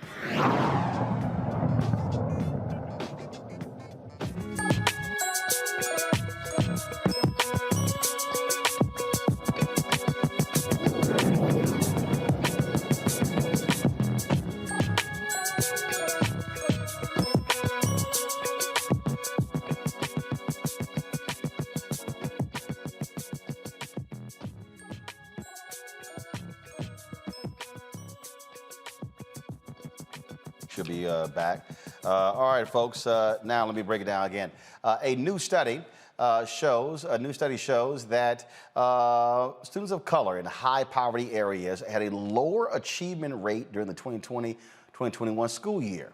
COVID. Khan Academy is focused on offering free resources to parents and teachers to keep students on track.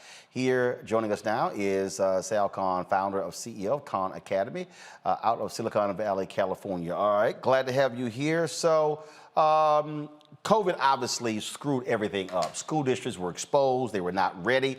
You had students who couldn't afford computers, didn't have Wi-Fi, didn't have pads, all this sort of stuff along those lines.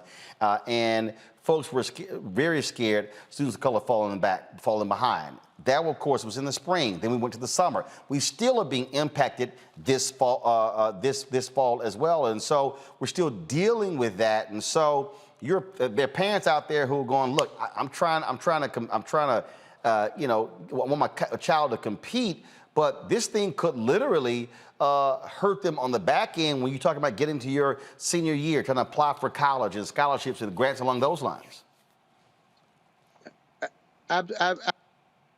Absolutely. We know that even before the pandemic, we had a lot of learning loss going on. People always cite the summer slide, that in summer, not only are kids not learning for 3 months, but they're forgetting the previous 3 months. And things like summer, the history shows us, was a big source of inequity because middle class, upper middle class families put their kids into enriching academic programs, while families that don't have the resources can't do that. And so you see some divergence. And that's just over 3 months. As you just mentioned, this has gone over 18 months. And this is a situation where everything had to be at home. The digital divide just exacerbated things. And we know what the situation was pre-pandemic because of all of this learning loss. 70% of all kids who go to community college, they don't even place into college algebra. And college algebra is really 10th grade math. They have to essentially get remediation at the 6th or 7th grade level. So even though they're taking 8th grade, 9th grade, 10th grade, 11th grade math, they have to take 6th or 7th grade because they have so many gaps in their knowledge. Even kids who go to four-year institutes out here in California, 65% in the Cal State system. And we know that the numbers are even tougher for kids from historically under-resourced communities where they didn't have as many resources and all the other supports that oftentimes more affluent families might get. And everything just got worse with the pandemic for every reason you just talked about. Now, what we try to do at Khan Academy is we're trying to give the tools that either a family can leverage on their own or that a teacher could use so that they can reach every student where they are. Even before the pandemic, every teacher knows that there's 30 kids in the room, they're all in different places, but the only thing they know how to do, because it's difficult without any support, is teach to the middle. Even though you're leaving behind half the kids, and half the kids might not be fully engaged, we want to give away free tools. Everything I talk about, it's not for profit. There's no catch. It's funded by philanthropy. It's the most studied platform in the world. Hundreds of millions of folks use it. Is to, in a classroom setting, let every kid learn at their own time and pace, fill in those gaps so they have a strong foundation, move ahead, ideally accelerate. Teachers get real data to see where they can intervene. And whether or not it's happening in the classroom, families on their own can leverage Khan Academy. And not only do we have Khan Academy now, which is all free and not-for-profit, there's another effort called Schoolhouse.World, another not-for-profit funded by philanthropy, completely free, where people can get free tutoring over Zoom. So everyone's talking about tutoring. This is free tutoring, where if your child needs help, fill in those gaps or move ahead, they can get it live. And if they want to do it at their own time and pace, they can do that on Khan Academy. And so, all right, so in terms of, and I'm going to go to my questions around panel next. So in terms of the parents sitting out there, the parents like, I don't even know where to start. Yeah, most parents don't. So first of all, don't feel bad. I think every parent always feels like everyone else has it all figured out. I'll tell you, depending on the age of your student, if you have young kids in the pre-K through roughly first or second grade, we have Khan Academy Kids. And I want to stress, this is not an advertisement for some paid product. This is funded by philanthropy. There's 50 efficacy studies. That app, which you can get on Android or on iOS on your Apple device, it covers reading, writing, social emotional learning, and mathematics. It's highly engaging. Ideally, sit down with your child and work through it with them 20 minutes a day. We have a lot of efficacy studies that it can close the gap in as little as 6 weeks, and then they can keep going.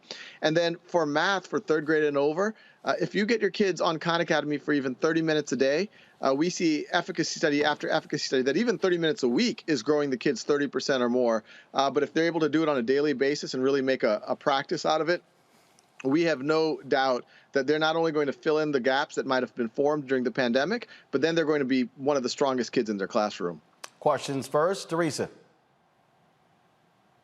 Yeah, there's something else that you want parents to know that they already don't know.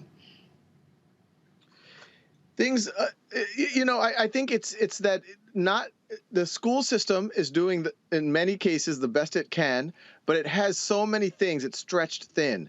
And so I think, for parents, and I do think the pandemic did make a lot of parents realize this, because they had to be the teaching assistant. They had to be with their kids at home and try to help them submit the assignments and all of that, is that you in order for your child not to fall through the cracks, because every school district can't meet the needs of every student personally, that's where using these types of supports like Khan Academy or Schoolhouse.world, and I'll say it again because people are skeptical. They think that something that's free, there must be a catch, that someone's going to charge them or something's going to happen to it, or maybe it's not as good as a thing that I see ads for on TV. But the reality is there's more efficacy studies here. It's more robust, and it's being used already in school systems around the world. So parents should try it out, and it's very usable for students to engage. If you talk to students who are a little bit older, I'm guessing they're already using it. So this could actually be a point of engagement where the parents can talk to your child about it, say, hey, why don't you do 20 minutes a day, keep working on it. Also, if parents are really up for it, to start learn on the platform themselves, it helps you engage with what your students are doing that much better. Thank you. Mustafa? Brother Khan, thank you, first of all. As we get to the end of this decade and you look back, what would you like to have seen the Khan Academy be able to accomplish? Well, our mission statement is free world-class education for anyone, anywhere. And then I oftentimes add the parenthetical, and we're serious about it. And the way that I imagine doing that is, there's kids who hopefully are going to a reasonably well-resourced school with good teachers. We want to raise the ceiling there, allow for the personalization, allow for the fact that even if kids come in with unfinished learning, they can finish that learning. But we also know that there's a lot of kids, if we think globally, who might not have a school at all. But even here in the United States, kids might go to a school, but we know that a majority of minority schools in the United States do not offer some of the courses that we would consider table stakes, courses like Algebra 2, courses like physics, courses like biology, or even where it is offered, there's often, I would say, a deficit bias, a deficit mentality. There's a lot of research that backs this up, where the system might not think that these kids are as capable. And this is where a tool like Khan Academy can say, no, we're going to give you the same expectations. It's mastery-based. Take as much time as you need, but eventually master the concepts. So we want to do that. We already have a strong offering in math. We're adding science as we speak. We want to go into the humanities. And we also want to start connecting that with actual opportunity, with actual credit. We're actually talking to Howard University right now about a college algebra course that we can bring into Title I high schools, because as we said, 70% of all kids, when they get to community college, they don't even place into college algebra, much less getting credit for it. Imagine if all kids could get credit for college algebra before they're even allowed to drop out of high school, and they've actually mastered the material. And if they don't master it at the end of that course, they keep working on it until the point that they master it. It's not a situation where you get a C and you get called a C student the rest of your life. If you're at an 80%, keep working on it so you can eventually get mastery.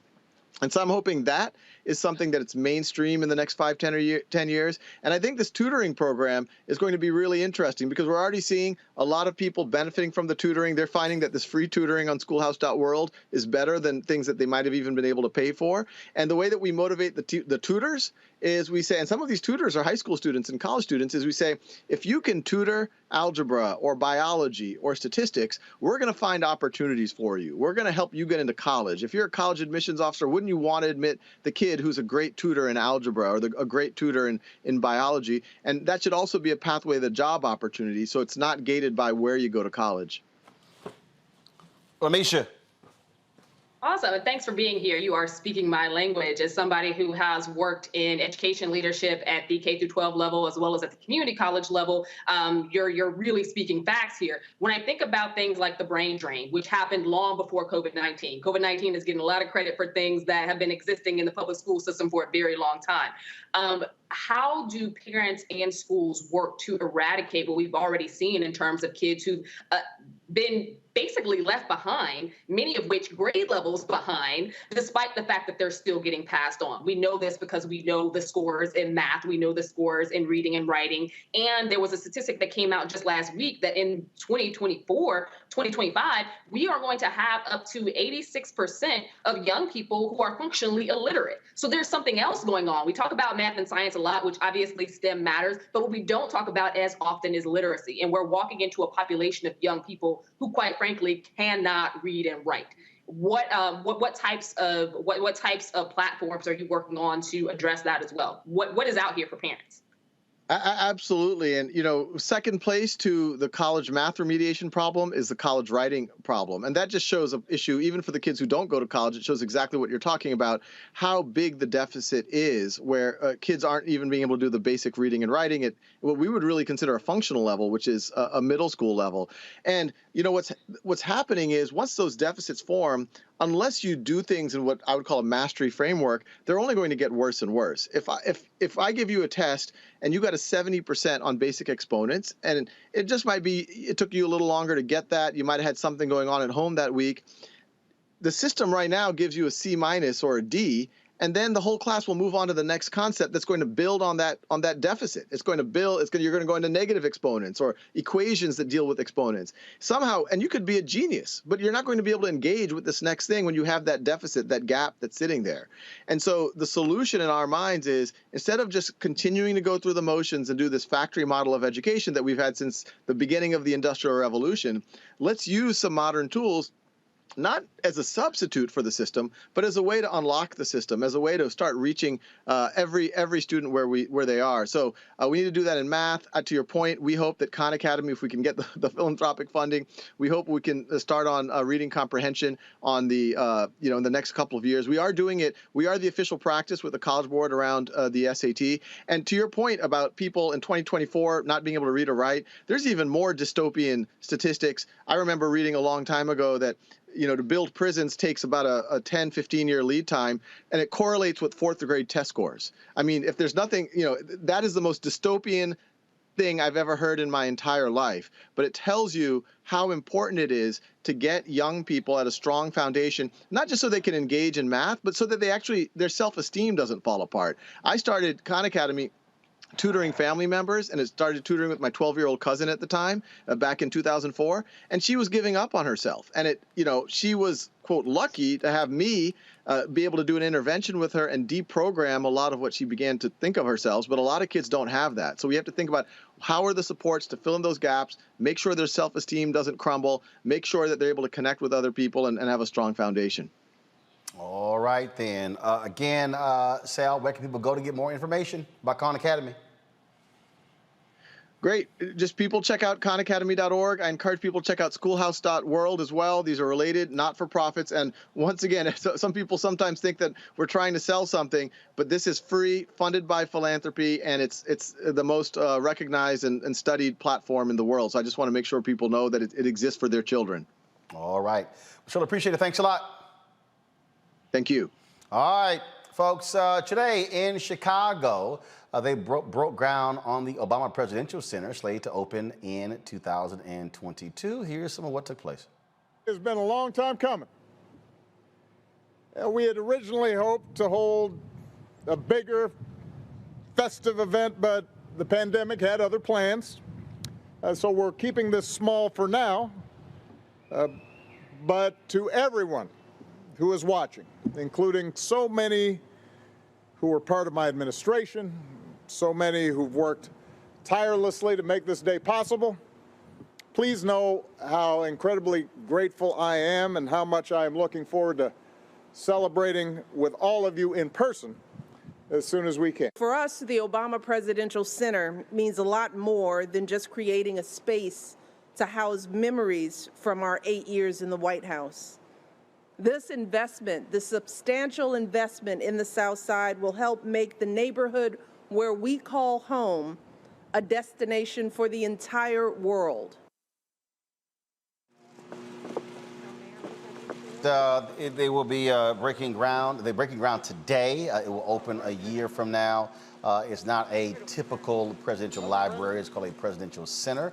Unlike other presidential libraries, papers and things along those lines are going to be digital as opposed to hard copies. And so it all begins there in Chicago, and development goes also surrounding areas as a Tiger Woods designed golf course that's going to be also built as well.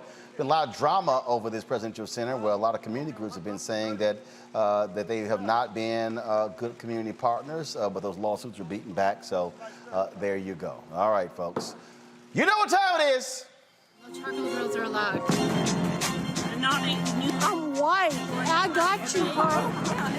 Illegally selling water without a permit on my property. Whoa! Hey! Give us your right. You don't live here. I'm uncomfortable. Well, Vincent Paterno, y'all, worked for FedEx, delivery driver, and he was so arrogant that he posted a video on TikTok saying, if you supported President Joe Biden, Vice President Kamala Harris, Black Lives Matter, I ain't delivering your package in Seattle. Watch this. What's up, TikTok? Just wanted to come on here and let all you know, if you don't have a flag in front of your house, and if you have a Joe Biden Kamala fucking camel toe posted up in front of your house, Black Lives Matter,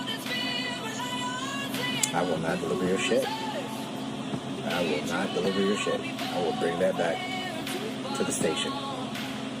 And I'll keep doing that shit. Have a good day. So what happened was, y'all seen this guy named Michael Mack. He's a white director.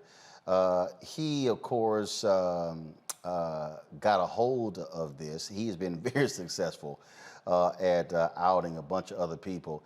He dropped this video that caused little Mr. Vincent lose his job. Hey, did you hear about this new policy where FedEx won't deliver packages to you, packages you've paid for, based on your political beliefs? Don't take my word for it. Here's a FedEx employee. Just wanted to come on here and let all you know, if you don't have a flag in front of your house, and if you have a Joe Biden Kamala fucking camel toe posted up in front of your house, Black Lives Matter, I will not deliver your shit. I will not deliver your shit. I will bring that back to the station. And I'll keep doing that shit. Really? If you even get a whiff that I sport Biden or Black Lives Matter, or maybe even a pride flag, you won't deliver my package. This is a FedEx policy. I assume it must be a FedEx policy. You're in the uniform making these statements, because if this isn't a policy that FedEx has, this is a really odd way to quit your job. Vincent, Mr. Worldwide Paterno of Oak Harbor, Washington. But maybe the goal of this is to quit your job. I don't know that you're necessarily that happy working at FedEx. I mean, after all, your Facebook tells everyone you've been self-employed since 2016. And I'm pretty sure you don't own FedEx. So we can go ahead and let FedEx know how you feel. Maybe also the people in your neighborhood or in your life that know you can also know. In case they didn't already, I'm going to help you get your message out there, Vincent.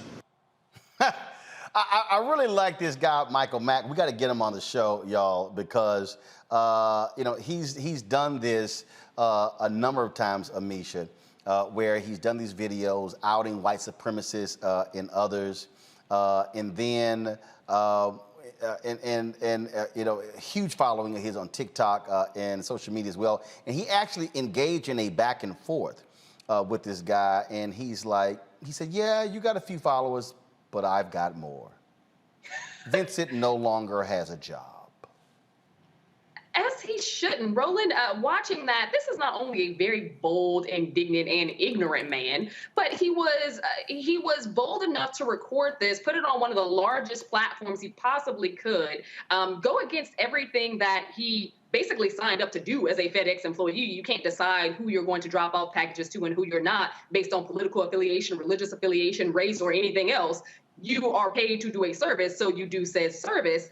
But he did it. His name was revealed. His face was out there. There was a time when people were ignorant behind avatars and all types of other things, used false names. This guy clearly didn't care. Graduated high school in 1999, according to that Facebook profile. The self-employed probably means was unemployed up until he had that FedEx position. He did all of this and is now going to possibly be collecting a check from the government and waiting for his next situation to roll through. Okay, I'm going to show you how even more stupid he is. So Michael Mack did a second video. Okay, you want to trip? You thought that was crazy? Watch this one. Usually, when someone receives the rap on the knuckles that is one of my videos, the response is to change their tune pretty quickly, or at the very least, shut the fuck up. And then there's Vincent. Like I said, I'm not going to deliver any fucking Biden supporters nor Black Lives Matter shit. And all these people right here. Look at all this.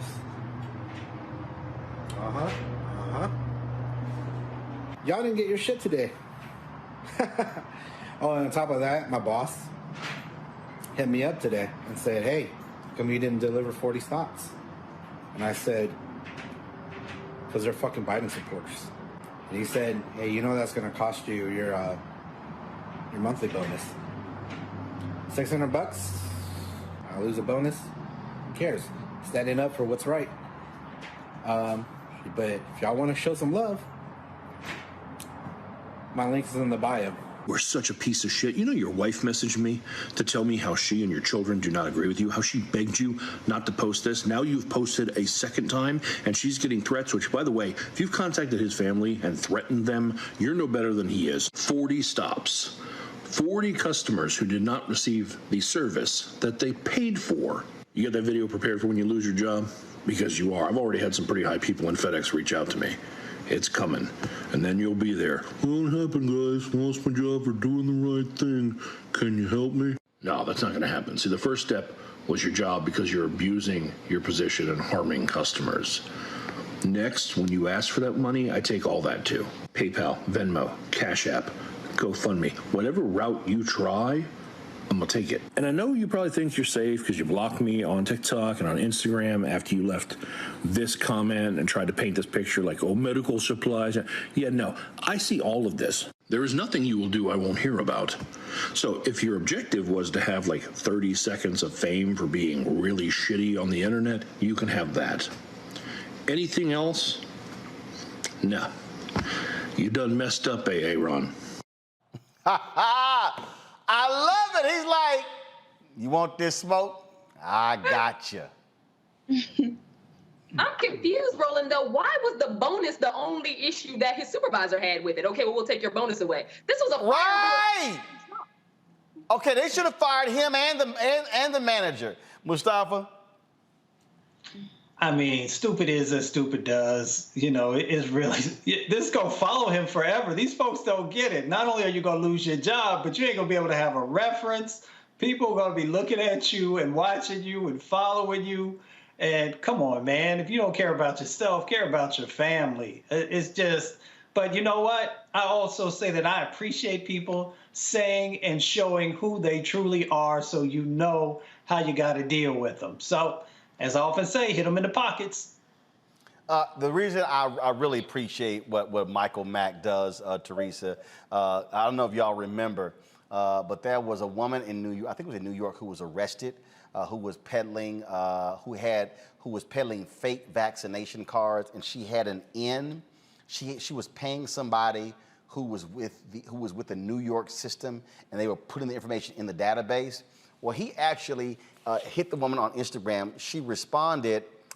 He was the one who turned her into federal authorities, and about 2 weeks later, when they announced this big-time arrest, and that was her. So this guy's a director. Again, I would love to have him on the show, but you want to talk about white allies?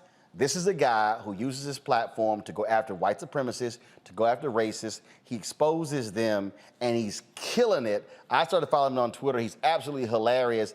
I love that whole Orson Welles look and style. Yeah, my man said, I don't care, lose my job. And he's like, okay, we're gonna make it happen. And I love when he said, and if you try to get money with a GoFundMe, we're gonna go after every pay service to block you there too.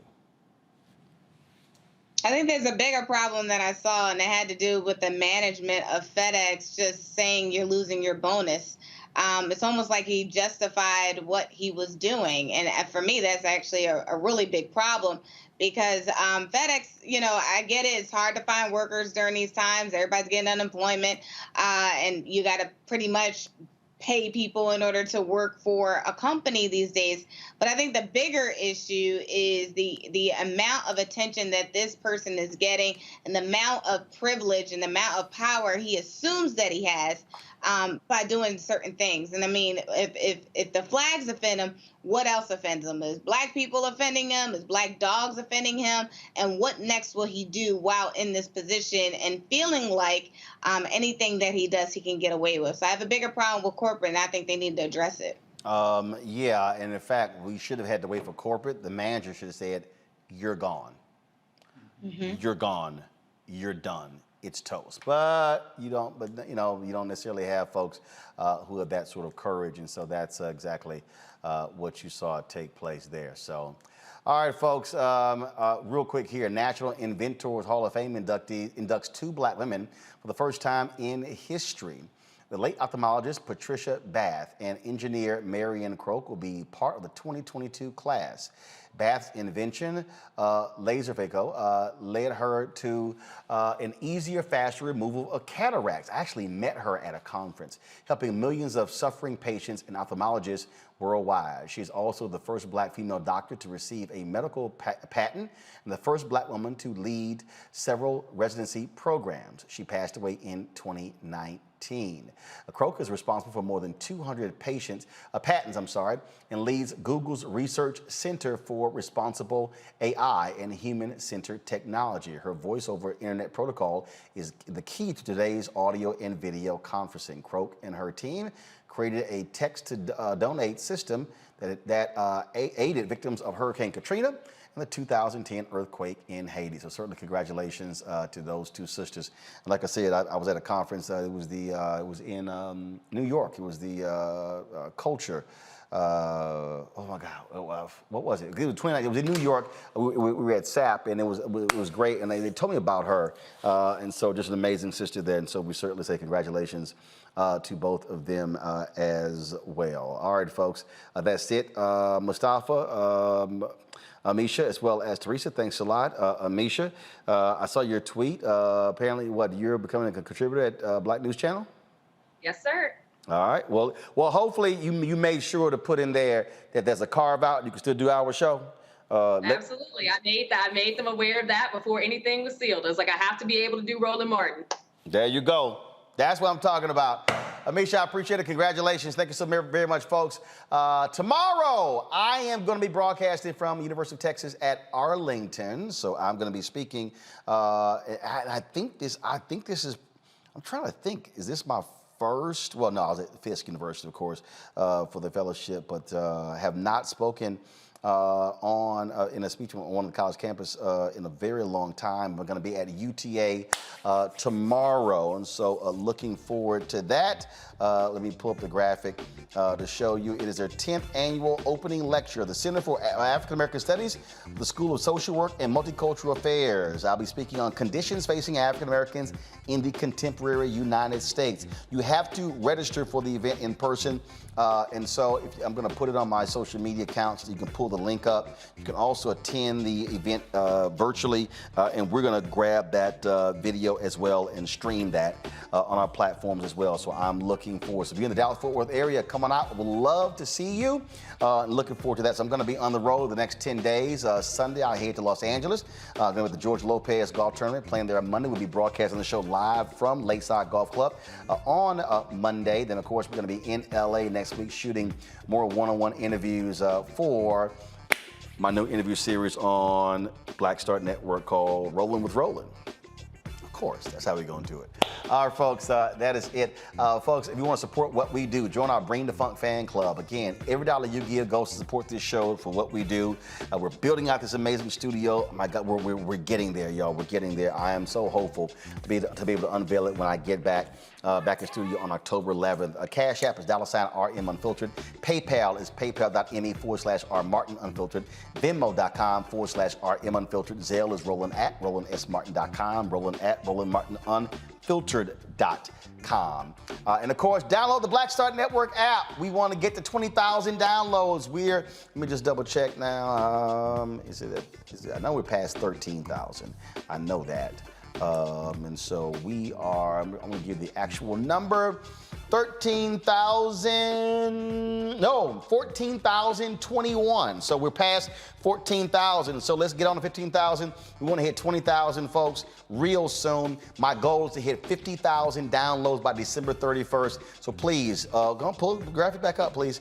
Go out, download on your Apple, on your iPhone, on your Android phone, Android TV, Roku device, Amazon Fire TV, Amazon Fire Stick, Xbox One, and the Samsung Smart TV. We're on all of those platforms, and man, cannot wait for us to keep building that. And hopefully I can soon unveil the other shows that we're going to have on Black Star Network.